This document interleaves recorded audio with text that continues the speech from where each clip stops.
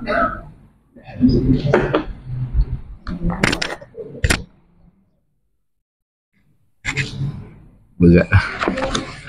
Berat mak ya.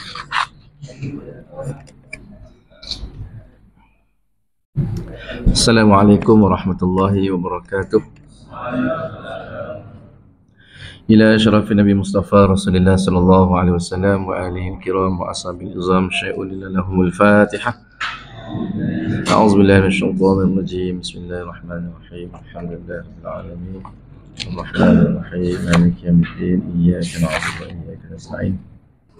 Ihdinas siratal mustaqim, siratal ladzina an'amta 'alaihim ghairil maghdubi 'alaihim waladdallin.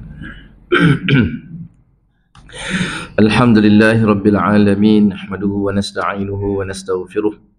Wa na'udzu billahi min syururi anfusina wa min sayyiati a'malina. Man yahdihillahu fala mudilla lahu wa man yudlil fala hadiya lahu. Asyhadu an la ilaha illallah wahdahu la syarika lah wa asyhadu anna Muhammadan 'abduhu wa rasuluh.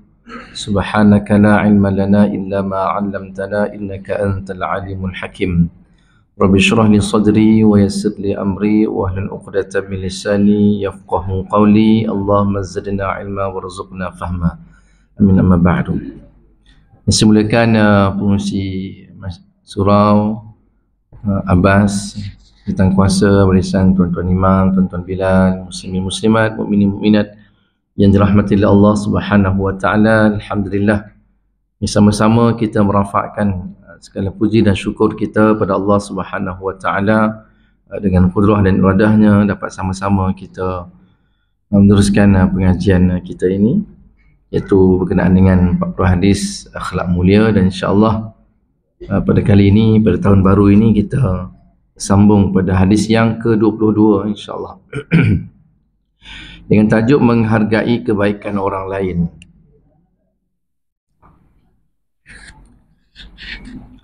An Usamah bin Zaid radhiyallahu anhuma qala qala Rasulullah sallallahu alaihi wasallam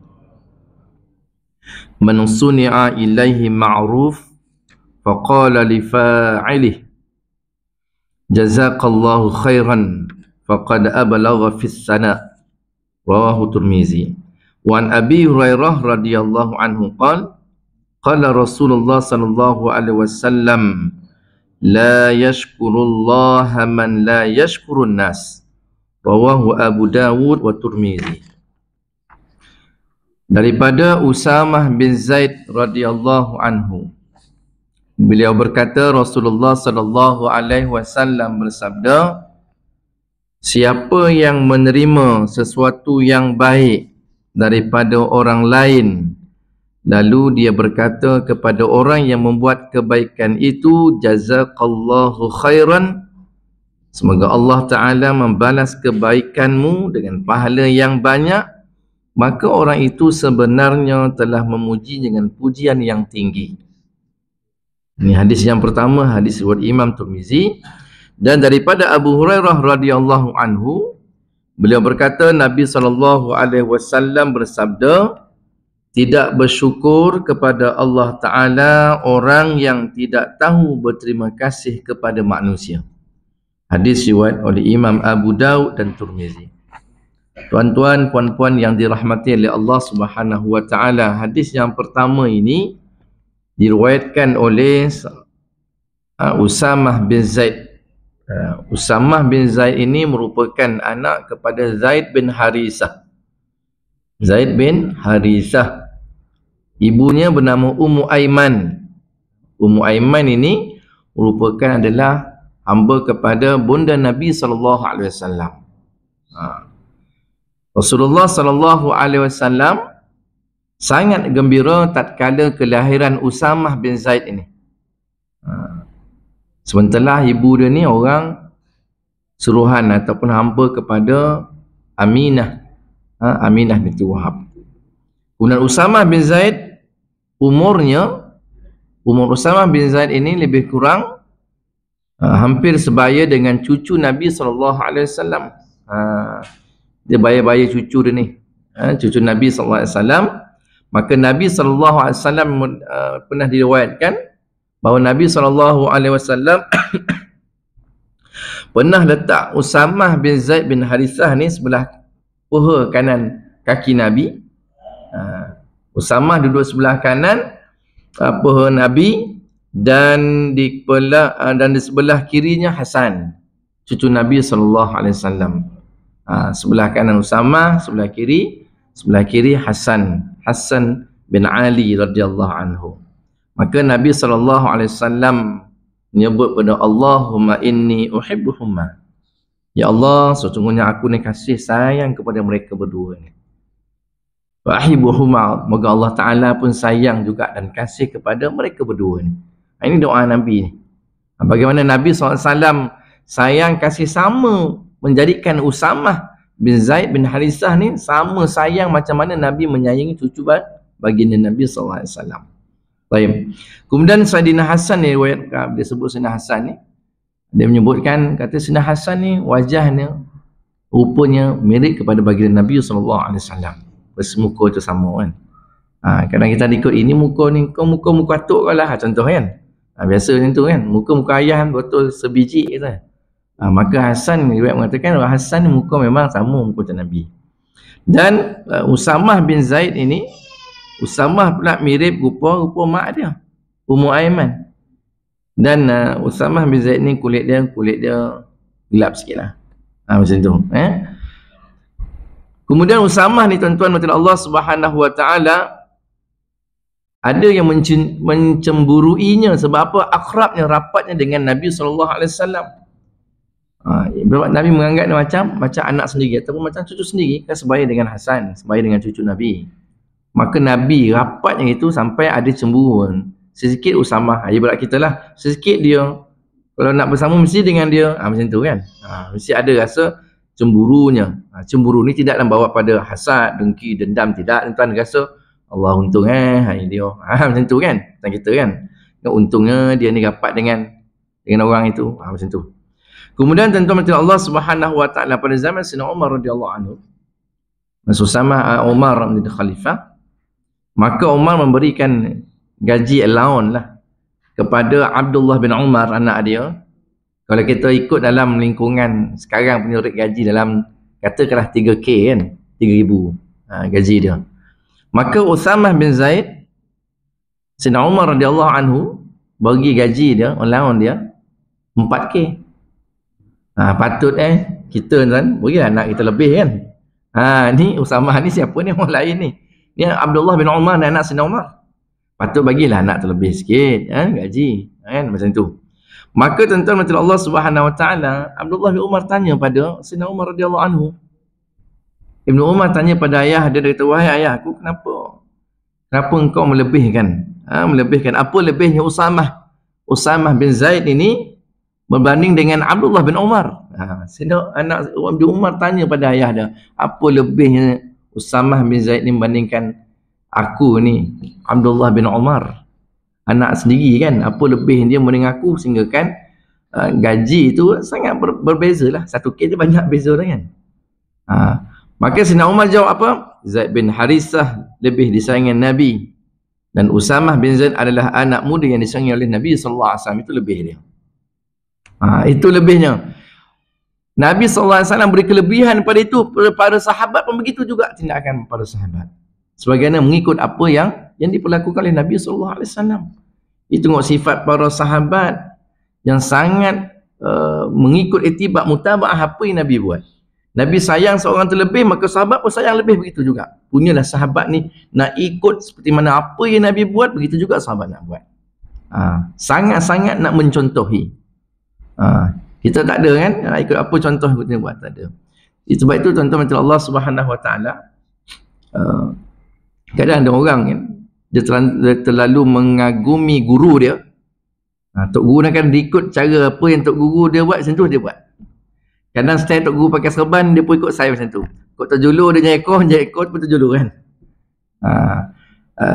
Contohnya yang diceritakan Tuan Guru almarhum Tuan Guru Haji Arifai,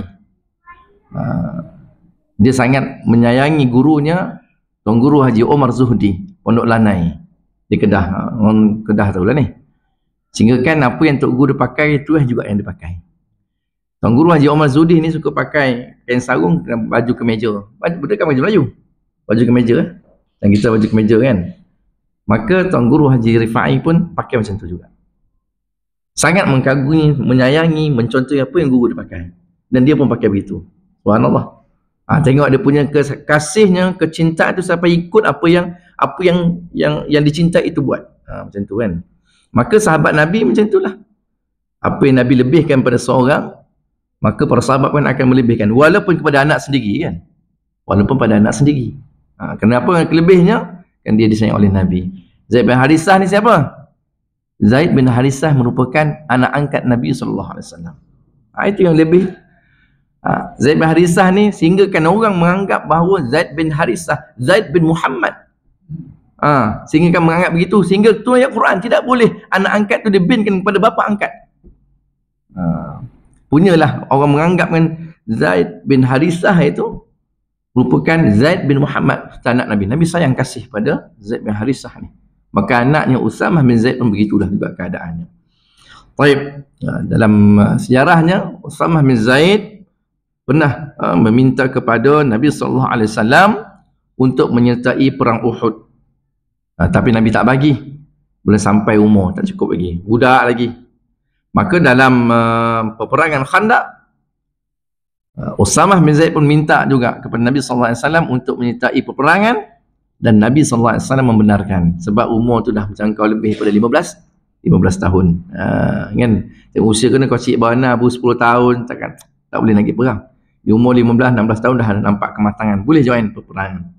Baik. Itu sebab sedikit berkenaan dengan sahabat Nabi namanya Usamah bin Zaid. Pernah, seingat saya, Usamah ni pernah Nabi SAW lantik dia menjadi ketua pada angkatan perang. Lantik jadi Usamah bin Zaid. Jadi ketua armada, ibarat macam tu lah. Maka Nabi SAW lantik dia jadi ketua. Maka yang menarik untanya, menarik unta ataupun kudanya, tunggangan Usamah bin Zaid siapa tuan? Sayyidina Abu Bakar Siddiq radhiyallahu anhu. Tengok, pada Sayyidina Abu Bakar Siddiq, khalifah pertama Islam, sahabat Nabi, bapa mertua Nabi. Tapi di atas arahan apa yang Nabi bagi arahan, tengok Usamah bin Zaid pun ikut. Abu Bakar pun taat kepada Usamah bin Zaid sebagai ketua angkatan tentera dalam satu misi peperangan lah. Macam kita patutnya, aku ni pak mentua kot, pak mentua Nabi, lebih lagi lah patutnya. Tak, tuan-tuan. Bagi taat atas arahan Nabi, maka sahabat seperti Abdullah, seperti Abu Bakar Siddiq pun taat seperti juga, tarik je. Padahal siapa yang menarik tuan-tuan Abu Bakar Siddiq itu? Kalau ditimbang dunia ni dengan iman Abu Bakar Siddiq, lebih berat lagi timbangan Abu Bakar Siddiq dengan iman yang mana ni, dunia seisi dia. Hebat tuan-tuan ya. Baik, kita masuk kepada penerangan berkaitan dengan hadis ini. Baik, tengok keterangan kata pengarang musannif, pengarang kitab. Semua orang yang hidup di dunia ini memerlukan kepada bantuan orang lain. Sama ada banyak ataupun sedikit. Kita tak boleh hidup bersendirian dalam dunia ni. Kita akan perlukan orang lain dalam hidup kita. Kadang mungkin orang yang kaya, hebat, aku tak perlu orang-orang sekitar ni. Taman ni tak perlu. Aku ada duit, aku boleh buat. Tapi tuan-tuan, bila kita mati, orang lain juga yang uruskan kita kan. Yang mandikan kita, yang kafankan kita, yang solatkan kita, mengkebumikan kita. Boleh buat sendiri? Tak boleh. Paling hidup pun tak boleh. Bagi orang mungkin yang berkeluarga, macam saya dengan ustaz kan, anak-anak kecil kan, tiba orang rumah ke kursus peninggal kepala anak-anak. Dapat anak kecil kan. Tak boleh kalau ada orang rumah ni. Contohlah yang paling dekat dengan kita kan. Kita perlu ada orang di sekeliling kita ni yang boleh kita minta bantuan dan pertolongan. Tidak ada siapa yang boleh hidup bersendirian dalam semua hal. Ada benda kita boleh buat sendiri, ada benda tak boleh. Ada benda tak boleh kita nak buat sendiri. Tanpa bantuan orang lain. Ada keperluan, ada benda yang perlukan bantuan orang lain. Oleh sebab itu kita hendaklah menghargai segala bentuk sumbangan, pertolongan dan peranan orang lain itu. Bahkan kita dalam rumah tangga, kita pergi kecilkan skop. Dalam rumah tangga pun, siapa sahaja yang beri pertolongan kepada kita, wa imam kalau anak kita sendiri pun, maka bila dia telah memberi pertolongan, ucapan kita terima kasih. Tolong ambilkan barang ni kakak, kata anak kita kan. Dia bagi, ni Abi, ni ayah, terima kasih. Dia tolong ambil. Dengan sebab dia anak tak perlu minta terima kasih, tak perlu terima kasih, ni ayah ni. Tak. Kena juga minta terima kasih. Isteri, siapkan air kan. Jemput minum, bang, air. Sebelum pergi surau makan dulu, minum dulu contohnya. Terima kasih. Haus lah, boleh tolong buatkan dengan kita macam kat tolong kan. Tolong buatkan air tak? Boleh buatkan air. Terima kasih. Kita menghargai pertolongan orang tersebut. Maka kehidupan kena macam tu. Orang yang tidak berterima kasih kepada orang lain, itu ialah orang yang tidak memahami hakikat kehidupan ini. Yang perlu kan pertolongan, tak boleh nak bersendirian. Jadi hendaklah kita membalas kebaikan dengan kebaikan. Orang buat kebaikan, kita balas juga dengan kebaikan. Sebab itu kata pepatah menyebut, orang berbudi, kita berbahasa. Orang beri kebaikan pada kita, bahasa kita macam mana? Ucaplah terima kasih. Kan? Orang dah beri pertolongan kepada kita, ucaplah terima kasih. Ni tak ada tuan. Sepernah tuan-tuan, satu hari ada orang tu nampak dia macam jalan kaki kan, saya tompang kan, tompang naik, dia turun kereta tuan, sepatah terima kasih pun tak ada. Bukan saya nak mengharapkan tu, tak ada apa pun saya dapat terima kasih, apalah nilai sekarang. Tapi tuan, dia memberikan gambaran, takkan tak boleh langsung nak mengungkapkan satu perkataan yang sangat mudah, terima kasih. Bukan nak perlu nak karang-karang ayat apa semua, tak payah. Terima kasih ya. Turun kereta tuan, senyap, tutup pintu kereta, keluar. Berfikir saya kejap, ada juga orang macam ni. Ya salam kan. Ada tuan, bukan tak ada, ada. Dan benda tu alami oleh diri saya sendiri. Sebab betul orang Melayu ajar kan, orang berbudi, kita orang dah beri budi dia, dah tolong. Tak, kalau kata tak nak naik, saya kat atas naik kan, tak naik. Tak apa, saya tak perlu pun naik, tak perlu pun kereta, tak perlu pun awak tompangan saya. Contoh kan, saya senang tengah berjoging ni, kita tompangkan ni, memang tak perlulah. Orang tengah berjoging, kita nak naik kereta, tak, dia tengah jogging. Tu lain cerita lah. Tak ada tuan, pernah terjadi. Berfikir saya, ada juga orang macam ni dalam dunia yang ini kan. Dan kita dalam dua komuniti yang kecil di kampung kan, ada. Allah, kita fikir ada rupanya orang macam tu kan. Tapi kita tak apalah kan? Bukan kita rasa tidak ada berkurang pun pada diri kita kan. Cuma kita dapatlah ganjaran pahala sebab bantu dia kan. Baik, ada macam tu kan. Jadi hendaklah kita membalas kebaikan dengan kebaikan. Orang berbudi kita berbahasa, atau sekurang-kurangnya kita mengucapkan terima kasih kepada orang yang berjasa kepada kita. Dia nak bagi satu benda pertolongan yang besar kan? Tapi kita kadang tak mampu pun nak membalas yang sebesar itu. Cukup memadai kalau kita boleh mengungkapkan perkataan terima kasih. Memadai dah tu. Nak balas yang persis seperti orang tu kadang tak mampu pun kan. Dengan pertolongan, kadang dia bagi pertolongan tu tuan-tuan, payah juga kita nak balas. Apa balasan yang kita boleh nak bagi kan. Kadang kita minta satu pertolongan, menyebabkan pertolongan tu mudah urusan kita kan. Apa lagi kita nak bagi, kita terima kasih lah. Mungkin ada orang boleh bagi hadiah, tak pula. Sebagai tanda terima kasih kita tu kan. Misalnya kita ucapkan terima kasih atau ditambah lagi dengan doa. Kita ucap terima kasih, ditambahkan lagi dengan doa seperti mana yang disebutkan dalam hadis yang kita baca tadi tuan-tuan ya. Dalam hadis disebut apa?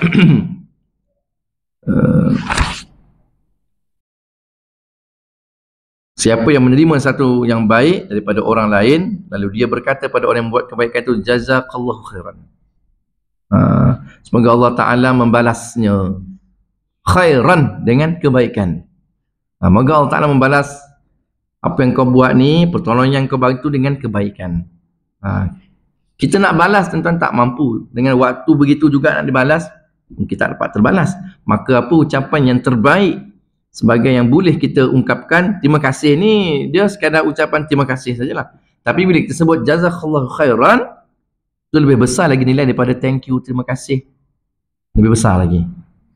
Sebab kita mohon kepada Allah Subhanahu Wa Taala supaya Allah Taala balas. Bukan kita balasan kita yang membalas kebaikan orang dengan Allah yang membalas, mana lebih hebat? Sudah semestinya Allah Taala punya balasan. Maka pada waktu itu bila orang berikan pertolongan, bantuan pada kita, kita ucap jazakallahu khairan, itu lebih besar nilainya tuan-tuan. Sebab yang akan membalasnya adalah Allah Subhanahu Wa Taala. Sudah barang tentu balasan yang kita balas dengan Allah Taala punya balasan lagi besarlah Allah Taala punya balasan. Maka kita sebut jazakallahu khairan. Semoga Allah Taala membalaskan kamu dengan kebaikan, kebaikan pahala yang banyak, pahala yang besar. Baik, itu kita belajar satu perkara bila orang bagi suatu pertolongan, jazakallah khair, jazakallah khairan, mulakan pada hari terima kasih, ucap dekat terima kasih jazakallahu khairan, sebut tu kan, jazakallah khair boleh juga, jazakallah khairan boleh saja. Bila orang buat macam tu bagi kebaikan apa semua, kita sebut tu, sebab kita biar Allah Ta'ala yang balas, lagi besarlah balasan berbanding kita yang saya sebut tadi kan. Kemudian apabila kita menghargai jasa orang lain terhadap kita dengan membalas kebaikan, apabila kita menghargai jasa orang lain terhadap kita dengan membalas kebaikannya dengan kebaikan, ucapan terima kasih dan doa, maka orang yang menolong kita tadi akan lebih bersemangat untuk membantu kita pada masa yang akan datang. Bila kita reti nak berterima kasih, kita doakan pula, bagi orang faham kan, daripada ucapan terima kasih, dia doa kita jazakallahu khairan, itu besar tu. Maka kita orang yang memberi pertolongan tu lagi rasa, oh, ni orang yang reti berbahasa kan. Kita bagi kebaikan, reti dia berterima kasih. Saya tuan-tuan, bila orang macam tu, bila ada pengalaman tu, dah ada kejadian tuan-tuan, saya jumpa balik orang yang sama tuan, saya tak nak tompang. Saya sampai macam tu lah rasa kan. Sampai rasa tak nak tompang lah, biar kau jalan kaki lah. Saya macam tu ya, datang kan, sebenarnya tompang lah. Jangan kita nak balas balik. Ini kita nak balas, bukan nak balas kan, tiba-tiba sampai berfikir begitu kan. Allahu Akbar kan. Oh, ni orang yang hari tu kan tak ada terima kasih, tak ada apa, tak ada. Jangan ikut saya tuan-tuan jangan ikut. Tahu dah imam ni kan. Baik, akhirnya kita telah berjaya menggalakkan orang lain untuk terus melakukan kebaikan. Bila orang dia buat kebaikan, orang balas, dia lagi nak buat kebaikan. Begitu. Tetapi kalau jasanya tidak dihargai, mungkin yang demikian itu menjadikannya malas atau kurang bersemangat untuk membantu. Ini poin ini. Poin tu kena kat sini lah yang cakap ni. Bila dia orang tak reti nak ni, kita pun rasa macam macam mana nak cakap? Rasa macam mana mam? Kan? Alah, nak tolong dia ni, nak tolong pun dia terima kasih kan. Macam tu. Jadi kita rasa malas, kurang bersemangat untuk membantu kita pada masa akan datang. Hari tu aku bawa dia tak terima kasih pun. Macam Allah terima kasih banyak-banyak lah, terima kasih banyak Allah Akbar kan. Bantu patutnya. Baik. Jadi tuan-tuan Allah Subhanahu Wa Taala, bila tersebut berkenaan nak membalas kebaikan ini, maka ada sebagian ulama menyebutkan balas kebaikan dengan ucapan tersebut secara mutlak, makna tak kira apa kebaikan. Apa kebaikan sekalipun, apa saja. Boleh sebut jazakallahu khairan. Kebaikan tu kecil ke, kebaikan tu besar ke, apa sahaja jenis kebaikan, boleh saja sebut jazakallahu khairan. Yang kedua, pandangan kedua kata balas ucapan tersebut apabila kita tak mampu nak balas kebaikan tersebut. Kita boleh, dia buat kebaikan, kita boleh balas. Ada benda kita tak boleh, tak mampu nak membalasnya, sebab dia punya pertolongan sangat besar, maka ucapkanlah jazakallahu khairan. Yang pertama tadi, pandangan yang pertama, boleh saja boleh kita balas ke jasa orang tersebut, tak boleh ke, boleh ke, ucapkan je jazakallahu khairan. Yang kedua, kalau pertolongan bantuan itu tak mampu kita balas, terlalu besar bagi kita nak membalasnya, maka ucapkanlah jazakallahu khairan. Maknanya dua-dua situasi ni boleh berlaku, boleh je kan. Gunakanlah. Kita minta kepada Allah Subhanahu Wa Taala membalas, sebab Allah Taala itu Al-Ghani, Allah Taala itu Maha Kaya, Allah Taala itu Al-Wahhab, Allah Taala itu Maha Memberi kan. Allah Taala itu Ar-Razzaq, yang mengurniakan, memberi rezeki.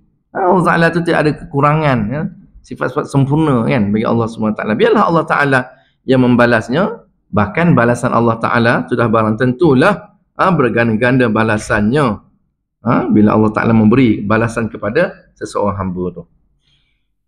Satu kebaikan kita buat dapat 10 hasanah kebaikan, maka Allah boleh lipat gandakan. Itu dengan kena Allah Ta'ala lah. Satu kebaikan kita buat dibalas dengan 10 kan. Satu kebaikan Allah balas dengan 10 hasanah kebaikan. Dan boleh saja Allah Ta'ala nak memberi balasan lebih daripada 10 nilaian, 10 ganjaran pahala, mungkin berlipat kali ganda lagi, mungkin 100, 1000 mungkin. Sebab Allah Ta'ala tu Al-Ghani kan, Maha Kaya. Baik. Jadi bila orang sebut jazakallah khair, kita nak balik apa pula kan? Boleh saja kita sebut bila kata jazakallah khair. Boleh juga jawab wa jazakallah khair, dan Allah Ta'ala pun balas juga kebaikan kepada kamu. Wa jazakallah khair, ataupun wa iyyaka. Boleh juga wa iyyaka, wa iyyaki, kalau perempuan lah, wa iyyakum, tak ada masalah. Itu paling mudah lah. Jazakallah sama-sama jawab kan. Maknanya macam salam lah, lafaz salam. Orang bagi salam pada kita, kita kena jawab yang lebih baik daripada ucapan tersebut. Assalamualaikum, waalaikumsalam warahmatullahi. Nabi salam, assalamualaikum warahmatullahi, waalaikumsalam warahmatullahi wabarakatuh. Kalau dia sebut assalamualaikum warahmatullahi wabarakatuh, jawab yang sama senada macam dia juga. Begitu juga yang ini. Bila orang dah bagi ucapan jazakallahu khair, jazakallahu khairan, dia dah mendoa kepada Allah Ta'ala beri kebalasan, kita pun sebut juga benda yang sama dengan dia, mungkin lebih. Boleh sebut apa? Wa jazakallahu khairan, ataupun wa iyyaka, wa iyyaki, perempuan kan. Itu dalam soal kita nak membalas lah. Sebab benda itu merupakan doa, maka dibalas juga dengan doa.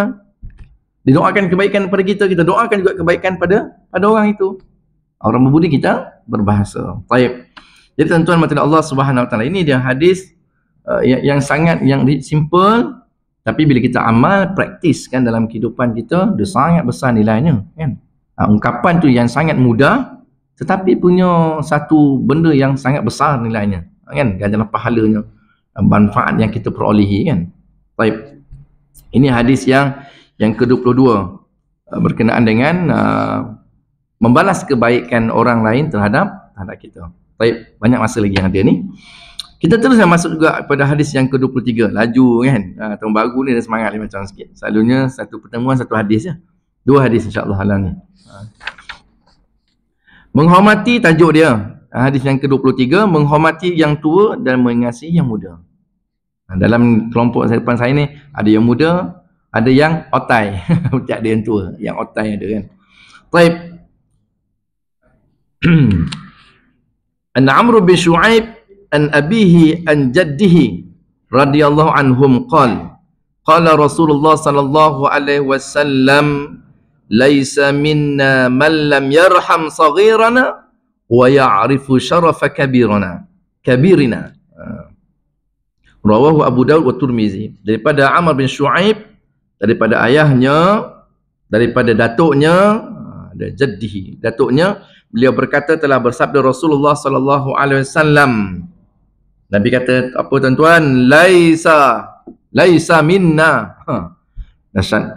Bukan di kalangan umatku. Yang dimasukkan bukan di kalangan umatku yang sempurna, bukan maksud keluar pada Islam. Nabi kata bukan di kalangan umat aku. Dah keluar Islam lah ni. Bukan. Maksud kata para ulama mengatakan bukan di kalangan kami, maksudnya bukan di kalangan orang yang kelompok yang berkaitan dengan hadis ini. Tidak masukkan. Sesiapa yang tidak mengasihi yang kecil daripada kalangan kami dan tidak mengenal kemuliaan orang tua di kalangan kami. Dia tak reti nak hormat orang tua, dia tak reti kasih orang anak-anak yang kecil, maka dia bukan yang kalangan kami. Dia bukan kalangan golongan yang ini tadi tu. Kalangan golongan kami keluar dari Islam ni, bukan, tidak sampai ke tahap itu kan. Baik. Dalam masyarakat kita, kata pengarang kitab ini, dalam masyarakat kita ada orang yang lebih tua daripada kita, dan ada yang lebih muda daripada kita, ada yang sudah lanjut usianya, ada pula yang baru lahir, ada lelaki, ada perempuan. Maka dalam hadis ini, jika kita disuruh untuk mengasihi yang lebih muda daripada kita, ini kan pula mereka yang masih kecil, yang masih belum cukup akalnya, itu kanak-kanak. Kalau yang tua pun kita kena hormat, apatah lagi budak-budak kecil yang tak kerti apa ni. Kena kita raikan juga. Sebab dia dah hidup atas dunia ni kan. Mereka masih mentah dan belum banyak merasai asam garam dalam kehidupan. Mereka masih kurang pengalaman dalam hidup ini. Maka yang lebih tua daripada mereka hendaklah membimbing mereka yang masih kecil dengan penuh kasih sayang dan keikhlasan. Sayang kan, ni kadang anak-anak ni, kadang kita nak marah kan, anak-anak ni kadang tak berpadanan dengan kesalahan, kesilapan yang dia buat. Kecil tapi kita marah. Tak padan, kesalahan tu sangat kecil. Anak kecil lagi, apa yang dia reti, apa yang dia tahu kan, budak-budak kecil. kan, pecah sana, tumpah sini, yang buat itu. Nak marah budak kecil tuan. Akal itu belum lagi kan sempurna lagi. Baik. Maka janganlah mereka menjadi sasaran penindasan atau penderaan orang yang dewasa. Kan tengok penderaan yang budak-budak. Kita tak faham kan. Kita ni makan apa tuan-tuan hari-hari kan. Sampai sehingga pun tergamak buat anak yang di dalam asuhan kita kan. Tak tergamak cuba anak kita dipelakon. Padahal ada juga yang mak ayah yang begitu kan. Anak sendiri pun ada yang sanggup. Pusat asuhan ada kamera. Tengok banyak video kan. Tengok macam mana dulu yang anak tu dihantar-hantar. Apa punya pemikiran, apa benda, kau makan apa ni sehingga jadi begini keadaan nak perangai ni. Makan Allah makan biawak kata dia. Makan rimau kan. Makan rimau kan Allah Akbar. Sampai saya kalau benda-benda yang berkaitan dengan nak budak ni saya tak suka tengok budak kena dera ke, budak yang sudah mati ke, saya tak suka tengok. Kalau orang dewasa tu, kalau kena apa, kalau tak koyak perut, terburai isi perut, saya boleh tengok. Tapi kalau anak saya tak boleh. Saya tak boleh, saya lemah sikit. Dengan budak ni saya rasa lemah, saya jadi lemah.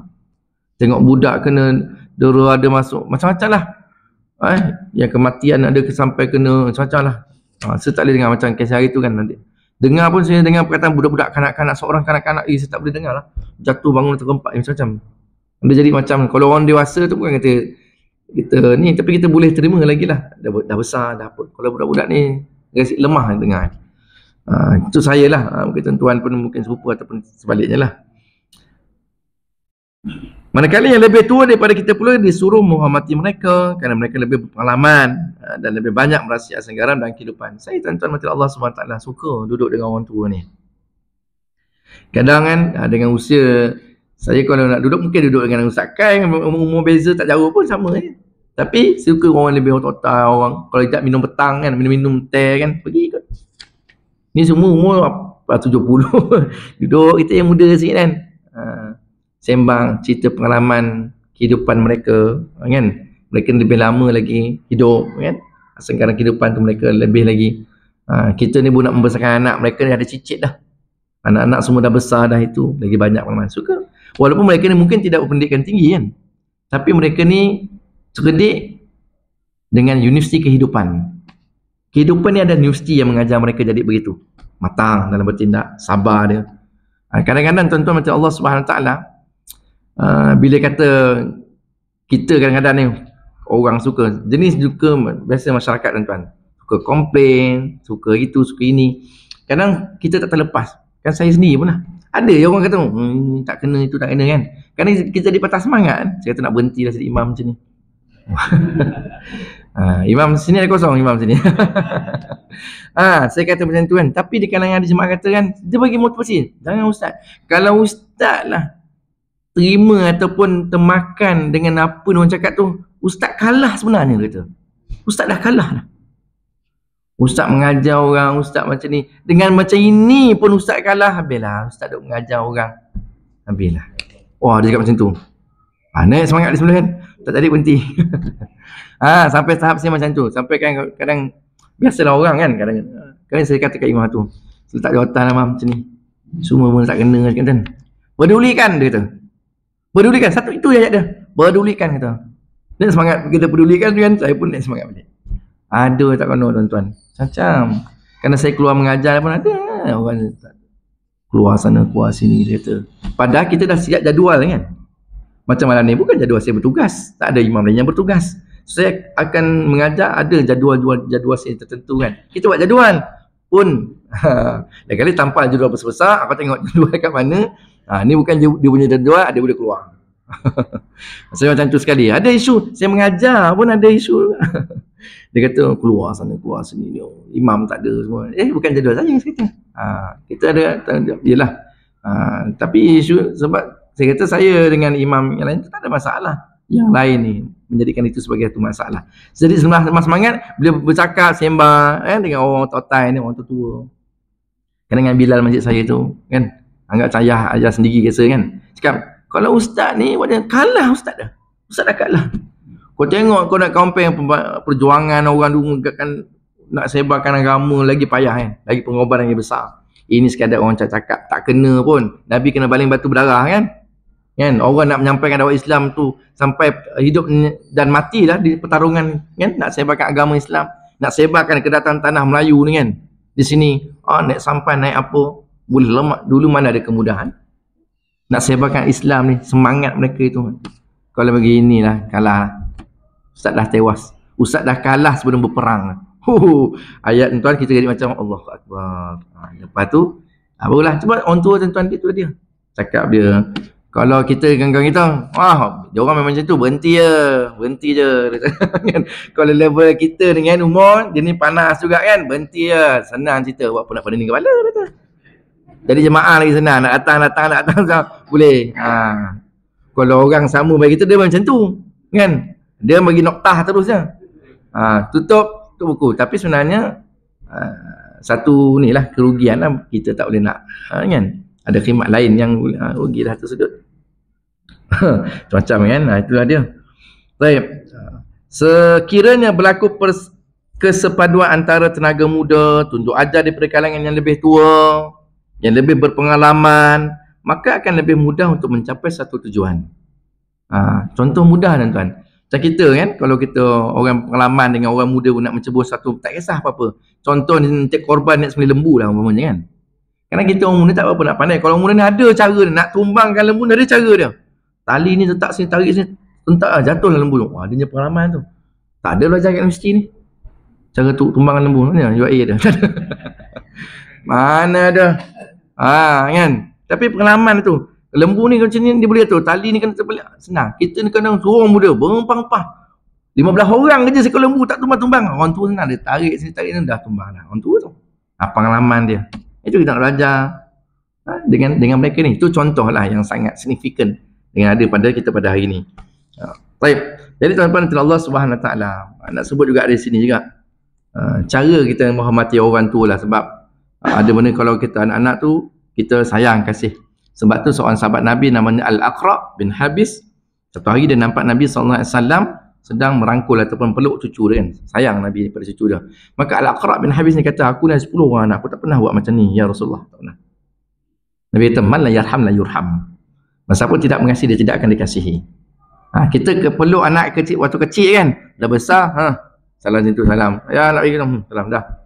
Kerana saya suka tengok kadang kan, orang pengen tak nak sekolah suka tengok kan, salam. Macam mana ada jenis kan, dia peluk anak kan. Saya tak sampai peluk macam ayah nak pergi outstation kan, padahal petang kan pukul 12 ambil balik anak kan, dia punya nak tinggal anak dia tu, dia salam, dia cium tangan anak, cium pipi, cium sini, peluk lagi.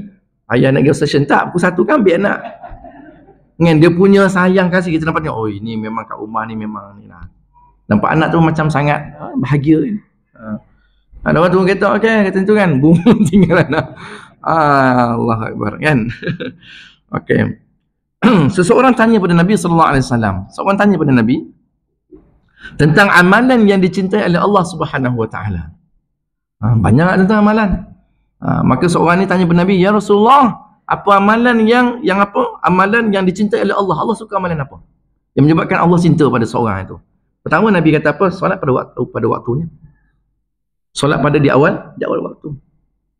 Sebab apa tuan-tuan? Sebab tak semua orang boleh buat macam tu. Tak semua orang boleh mampu macam tu. Tambah kalian tengah bekerja kan, lagilah.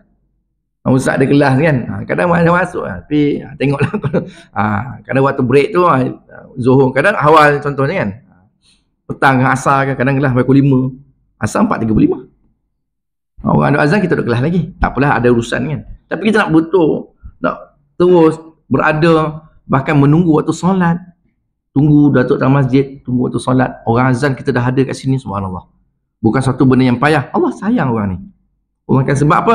Dia dah korbankan, dia dah set masa tu ingatan daripada Allah Ta'ala kan. Mana orang yang bersegera ni, dia ingatan cepat tu, ingat kepada Allah nak bersemayang. Pertama, solat pada waktunya. Kemudian yang kedua ialah berjihad di jalan Allah. Berjihad pada jalan Allah Ta'ala sudah barang tentulah orang yang berjihad pada Allah, jalan Allah, syahid dia masuk syurga tuan-tuan. Itu jaminan Nabi sallallahu alaihi wasallam. Yang ketiga, berbakti kepada orang tua. Berbakti pada orang tua. Terutama lagi mak ayah kita lah. Mak ayah kita. Kadang-kadang kan banyaklah isu Walaupun kalau kadang orang buat social experiment kan, tengok dia anak saya tinggalkan saya lah, walaupun social experiment tu tak mustahil berlaku dalam masyarakat kita.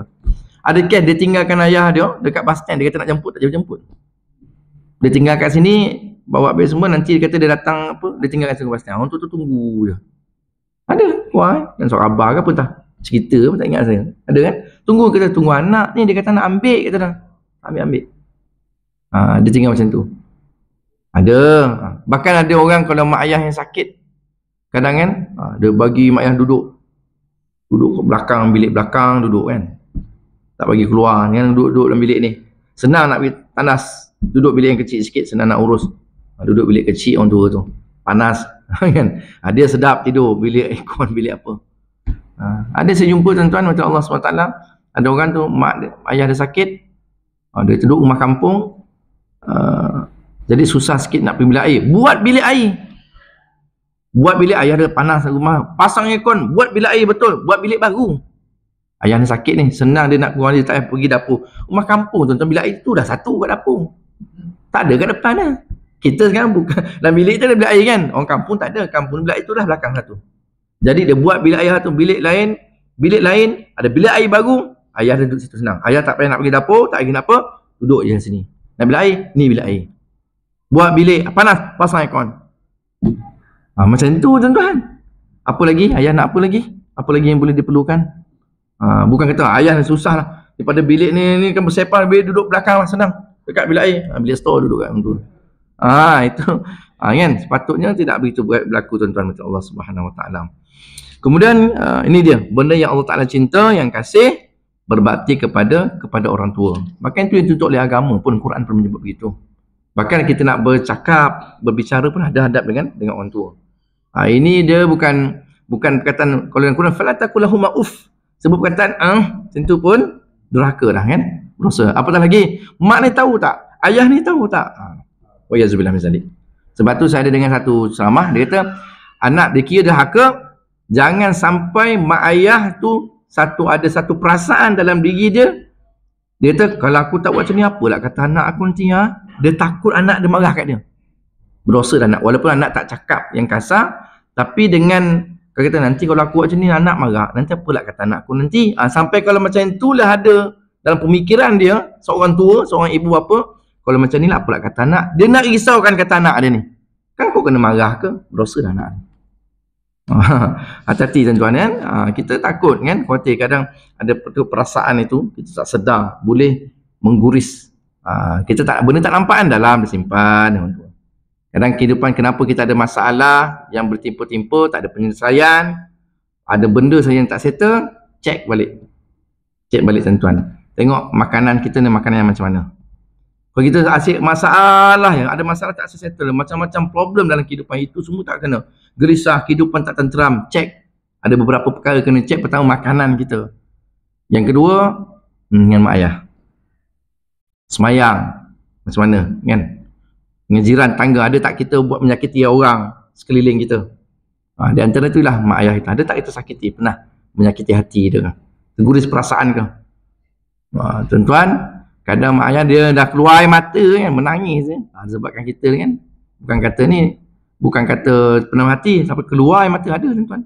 Kat situ juga Allah Ta'ala akan beri hukuman kan. Di antara benda yang Allah Ta'ala balas semasa kat dunia lagi ialah anak yang durhaka pada mak ayah dia.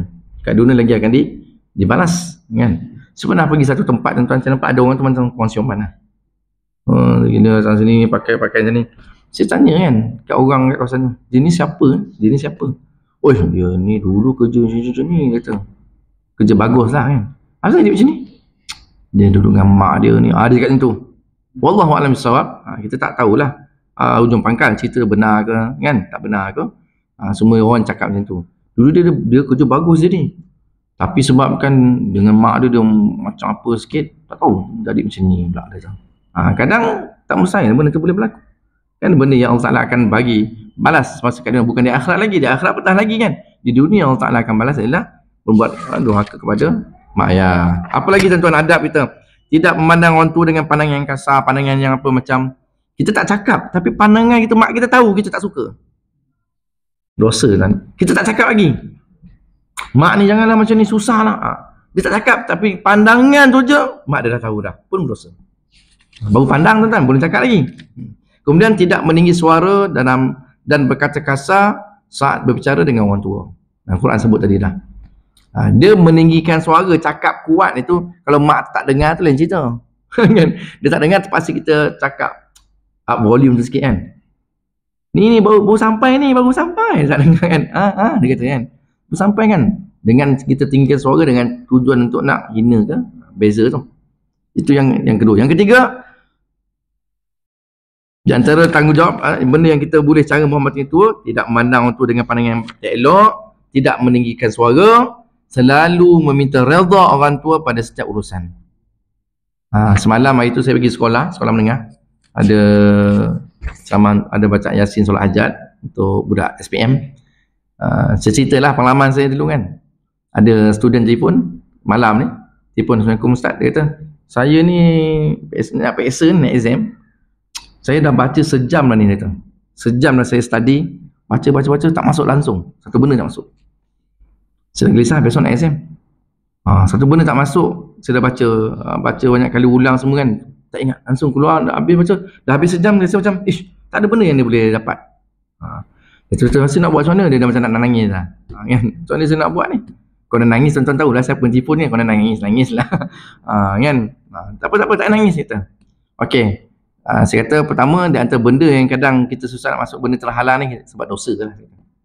Ni lepas ni awak letak phone ni sekarang, istighfar kepada Allah Ta'ala. Taubat.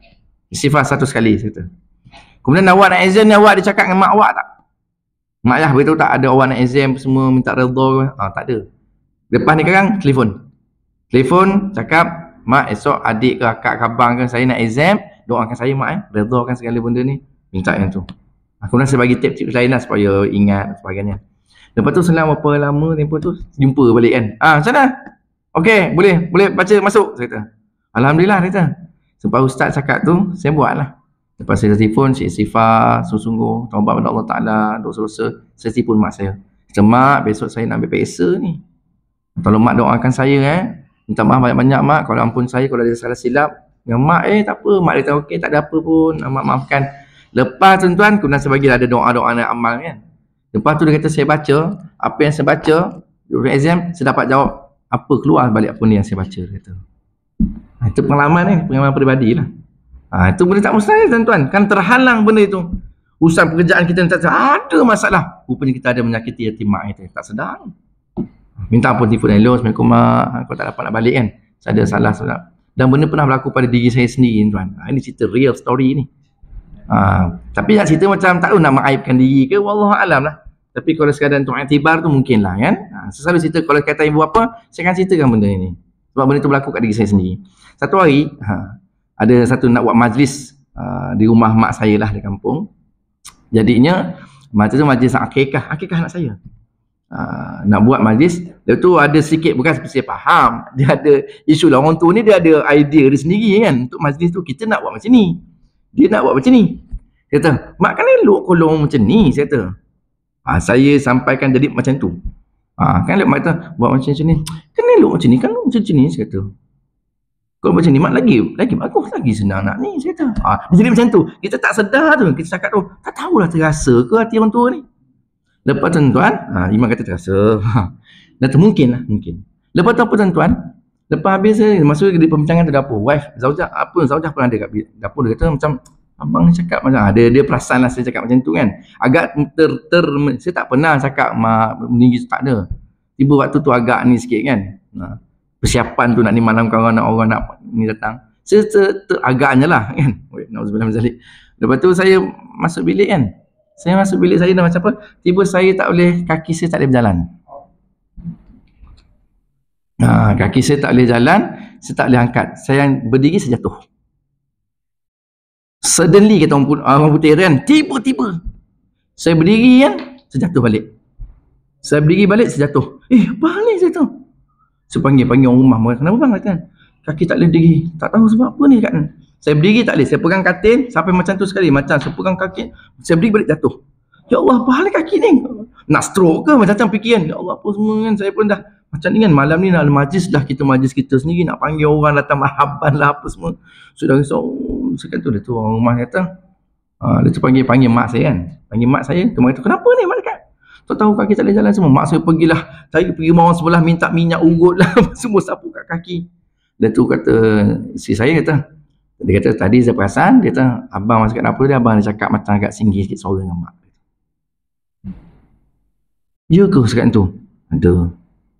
Lepas tu tuan-tuan saya panggil mak sebagai panggil mak semua. Saya kata, mak saya minta maaf. Saya kata kalau tadi saya ada cakap perkataan, tak ada apa. Biasa orang tu macam tu lah kan. Dia tak cakap, ya memang kau durhaka tadi. Dia tak sebut macam tu. Tapi dia kan, tak ada apa. Dia kata, kan. Macam saya sembang lah last kali ni kan. Dia kata, tak ada apa mak, tak ada. Kita saya orang sembilan kan, tak ada apa dah. Kau cakap apa, tak ada apa dah. Okey semua kan. Sebenarnya minta maaf lah mak, kau ada dosa tadi dia cakap kan. Tak ada apa, tak apa. Kata saya minta apa. Yelah ya, tak apa. Duduk ni baring kau apa, kau sapulah minyak tadi tu. Dia kata. Lepas mak saya keluar dari bilik tuan-tuan, saya boleh bangun lepas tuan. Saya berdiri serentak kaki. Saya buat berdiri hentak-hentak kaki macam tu. Yang tadi saya langsung tak boleh bangun. Saya bersyukur pada Allah kerana Allah Ta'ala balas kat dunia. Allah Ta'ala balas di akhirat tuan-tuan. Na'udzubillah min zalik. Saya suka cerita benda ni sebab biarlah tuan-tuan kata ustaz ni dia cakap umat kasan. Tak apalah tuan-tuan cakap macam tu dengan saya pun. Kerana Allah Ta'ala balas dah benda tu kat dunia. Dan itu yang terjadi. Memang kata suddenly, tiba-tiba. Ya Allah, saya cakap berapa dulu kat sana kan. Pada aircon sejuk ni. Allah Ta'ala, mak saya ada lagi kampung tu. Saya tak boleh tuan, tak boleh bang. Nak cerita balik tu, tak tahu. Kadang cerita saya menangis saya. Kadang saya cerita dia menangis saya. Tuan-tuan, bayangkanlah itu dia. Allah SWT dengan mak yang main-main tuan-tuan. Kalau kita tuan-tuan sibuk nak cari ulama, wali untuk doa kita, tuan-tuan dalam rumah kita ada wali tuan-tuan. Mak ayah kita lah wali. Wali besar. Kalau kita minta tok guru kan, orang alim kabir kan, ulama besar minta doakan kita saya. Tuan-tuan, di rumah kita sendiri pun ada wali besar lah. Mak ayah kita. Kalau orang doa kita dia tak ikhlas doa tuan, tak terangkat juga. Tapi mak ayah kita doakan kita. Itu kan kita depan minta dia keliling minta doa ustaz ni. Dalam rumah kita ada mak kita kan, ayah kita kan. Dia wali yang besar lagi. Doakan kita kan. Kejayaan kita pada hari ni mungkin sebab doa dia lah. Dia bangun tengah malam dia tak ada kan. Allahu Akbar. Tak maaf tuan-tuan dia jadi apa sikit di ujung ni kan, dia tahun baru ni macam sikit. Kan? Jadi pengajaran lah. Saya sejak pada itu tuan-tuan, saya beringat sungguh. Takutnya saya kalau mak cakap macam ikut lah. Okey mak, okey. Amat tak boleh ni. Kalau adik saya kata, mak ni, saya marah saya. Kalau adik saya kata, mak ni, kau cakap macam tu. Wah, saya dah ingat pengalaman saya tu, memang tuan-tuan kena setepek kan kata kan. Memang kena kat diri. Itu dia. Saya bersyukur tersebut sebab Allah Ta'ala bagi ke peringatan dekat dunia lagi saya kena. Memang tak boleh jalan. Ya Allah, saya tak tahu nak buat hospital saya. Tapi lepas saya punya dah boleh jalan, saya rentak-rentak kaki tu. Nak tunjukkan betul ke aku boleh berjalan ni. Lepas dia keluar je bilik tuan-tuan. Dia keluar bilik saya cuba bangun, saya boleh bangun macam biasa, saya hentak tak kaki. Cakap rumah saya dah menangis lah. Saya pulang rumah kata dah rebeh lah kata kan. Kata ya Allah. Itulah, tu abang tadi tu kata. Apa lepas ni beringat kata isteri saya kata kan. Tengok tuan-tuan. Allahu Akbar. Jadi insya-Allah sekali itu Isyak dah masuk. Itu peringatan kita bersama lah. Banyak lagi. Ada dah habis ke adab-adab ni. Banyaklah adab-adab kita boleh baca, boleh tengok di mana kan. Kena adab-adab tu sangat perlu kan pada kita ni untuk beradab pada mak ayah kita kan. Yang ada lagi masih lagi kita boleh berkhidmatlah kepada mak ayah kita. Yang telah tak ada tu boleh lagi berkhidmat. Dengan cara apa? Kita sedekah, wakaf, niatkan kat dia pahala dia. Kita baca Quran, niatkan pahala atas nama arwah. Itu cara boleh berkhidmat, berbakti kan kepada mak ayah kita. Wallahu a'lam. A'udzubillahi minasyaitanir rajim. Bismillahirrahmanirrahim. Alhamdulillahirabbil alamin. Wassalatu wassalamu ala asyrafil anbiya'i wal mursalin wa ala alihi washabihi ajma'in. افتح علينا فتوح العارفين وارزقنا فهم النبيين وجزاء المرسلين والهم الملائكة المقربين برحمتك يا أرحم الراحمين وصلى الله على سيدنا محمد وعلى آله وصحبه وسلم والحمد لله رب العالمين سبحانك اللهم وبحمدك أشهد أن لا إله إلا أنت نستغفرك ونتوب إليه والله أعلم. السلام عليكم ورحمة الله وبركاته.